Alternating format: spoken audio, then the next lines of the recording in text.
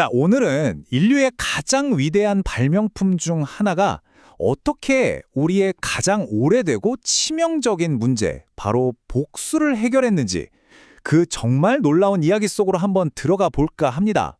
인류 역사를 통틀어 이 말은 그냥 흔한 격언이 아니었어요.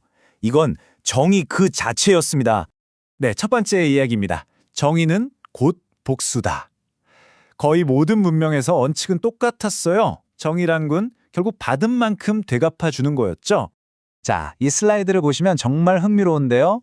이 복수라는 개념이 바빌로니아 법전에서부터 성서에 이르기까지 얼마나 보편적이었는지를 알 수 있습니다. 왼쪽 함무라비 법전을 보면 눈을 멀게 했으면 그의 눈도 멀게 한다. 오른쪽 구약 성서에도 눈은 눈으로, 이는 이로라고 나오죠. 이게 그냥 옛날 이야기가 아니에요.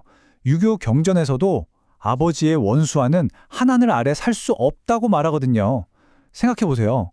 요즘 우리가 보는 서부 영화부터 어벤져스까지 전부 다 결국 복수 이야기잖아요. 그런데 말이죠. 만약 정의가 언제나 복수라면 이 끔찍한 순환, 과연 어떻게 멈출 수 있을까요? 고대 그리스인들이 바로 이 질문을 붙들고 씨름했고요. 아주 강력한 이야기 하나를 통해 그 해답을 찾아 나섰습니다. 자, 두 번째 이야기입니다. 한 가문의 피로 물든 저주. 이 질문에 대한 답이요. 바로 현존하는 유일한 그리스 비극 3부작 아이스큐로스의 오레스테이아에 담겨 있습니다. 이 이야기는 정말 복수의 딜레마를 완벽하게 보여주는데요. 한번 보세요. 먼저 아가멤논 왕이 전쟁에서 이기려고 자기 딸을 제물로 바칩니다. 그러자 그의 아내 클리타임네스트라가 돌아온 남편을 죽여 딸의 복수를 하죠. 여기서 끝이 아니에요. 이번엔 아들인 오레스테스가 신의 명령을 받아서 아버지를 위해 자기 어머니를 죽여요.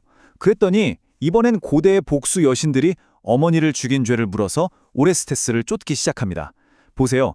모든 정의로운 행위가 또 다른 끔찍한 범죄가 되어버리는 정말 풀 수 없는 매듭에 갇혀버린 거죠.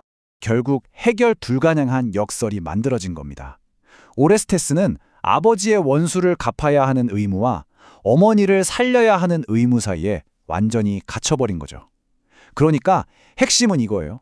이때까지의 전통적인 정의 시스템이 완전히 무너져버린 겁니다. 자, 세 번째 이야기입니다. 여신이 재판을 발명하다. 이 끝없는 저주를 끝내고 싶었던 오레스테스는요, 아테네로 도망쳐서 지혜의 여신 아테나에게 제발 새로운 길을 알려달라고 간청합니다. 아테나의 대답이 정말 중요합니다.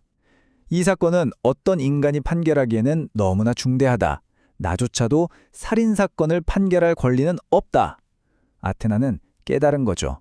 또 다른 폭력, 또 다른 복수로는 이 문제를 절대 해결할 수 없다는 걸요. 필요한 건 완전히 새로운 시스템이었습니다. 그래서 아테나는 더 강력한 힘이나 더 큰 칼 대신에 하나의 절차를 발명해냅니다. 바로 역사상 최초의 배심원 재판이죠. 신이나 왕이 아니라 평범한 시민들이 양쪽 주장을 다 듣고 투표로 유무죄를 결정하는 그야말로 급진적인 혁신이었습니다. 아테나는 14명의 아테네 시민을 배심원으로 뽑았고요. 이들은 오레스테스와 복수의 여신, 양측의 변론을 듣게 됩니다. 자, 심리가 끝나고 투표 결과가 나왔는데 정말 놀라울 정도로 팽팽했어요. 표를 한번 보실까요? 인간 배심원들은 8대 6으로 복수의 여신, 즉 유죄 쪽에 손을 들어줬습니다. 그런데 바로 그때 신들이 개입하죠. 이 법정에는 특별한 규칙이 있었습니다. 표가 동점이 나올 경우 무죄로 판결한다. 신들의 표가 더해지면서 최종 결과는 8대 8 동점이 됐고 오레스테스는 풀려납니다. 자, 이걸로 정말 피해 순환이 끝난 걸까요? 글쎄요. 네 번째 이야기입니다. 복수심을 설득하다. 사실 진짜 중요한 건 오레스테스가 이겼다는 게 아니에요. 바로 그 다음에 일어나는 일이죠. 이건 말하자면 복수라는 개념 자체가 법정에서 진 겁니다. 복수의 여신들은 당연히 격분했죠. 너희 젊은 신들이 오래된 법을 짓밟았구나. 내 이 땅에 독을 뱉어서 역병으로 갚아주겠다. 이렇게 외치면서 아테네 전체를 파괴하겠다고, 더 거대한 복수를 시작하겠다고 위협합니다. 하지만 아테나는 그들과 싸우지 않아요. 벌을 내리지도 않죠. 대신 정말 혁명적인 행동을 합니다. 바로 재판에서 진 상대방과 협상을 하는 거예요. 아테나는 끈질기게 그들을 설득합니다. 복수의 여신들에게 도시 안에서 새로운, 아주 명예로운 역할을 제안하죠. 바로 모든 시민이 그들을 숭배할 신성한 성소를 만들어주겠다는 거였어요. 복수자의 역할을 내려놓고 새로운 정의의 체계 안에서 명예로운 자리를 받아들이도록 만든 겁니다. 이게 그들의 변화를 아주 멋지게 보여주는데요. 왼쪽의 에레니에스는 피해 복수와 끝없는 보복의 영혼을 뜻하는 복수의 여신들이었죠. 하지만 이제 오른쪽의 에우메니데스, 즉 자비로운 여신들로 변모한 겁니다. 도시의 정의와 조화를 지키는 존경받는 수호자로요. 자, 마지막 5번째 이야기입니다. 민주주의의 진정한 목적. 그렇다면 이 오래된 신화가 오늘날 우리랑 도대체 무슨 상관이 있을까요? 사실 모든 것이 관련되어 있습니다. 이 이야기는 우리에게 민주주의의 본질을 보여줍니다. 민주주의는 단순히 다수결이 아니라 복수의 순환을 끊기 위해 만들어진 하나의 기술이라는 거죠. 개인의 사적인 복수를 모두가 참여하는 공적인 절차로 대체하는 겁니다. 그래서 목표는 단순히 승자를 가리는 게 아니에요. 더 중요한 건 재판에서 이긴 사람과 진 사람이 그 이후에도 어떻게든 함께 살아갈 수 있도록 보장하는 거죠.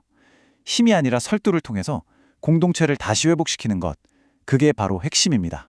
다시 말해서 민주주의는 눈에는 눈이라는 우리의 본능적인 복수심을 멈추게 하는 어쩌면 조금은 부자연스럽고 어렵지만 사회 전체가 눈멀지 않기 위해 반드시 필요한 과정이라는 겁니다.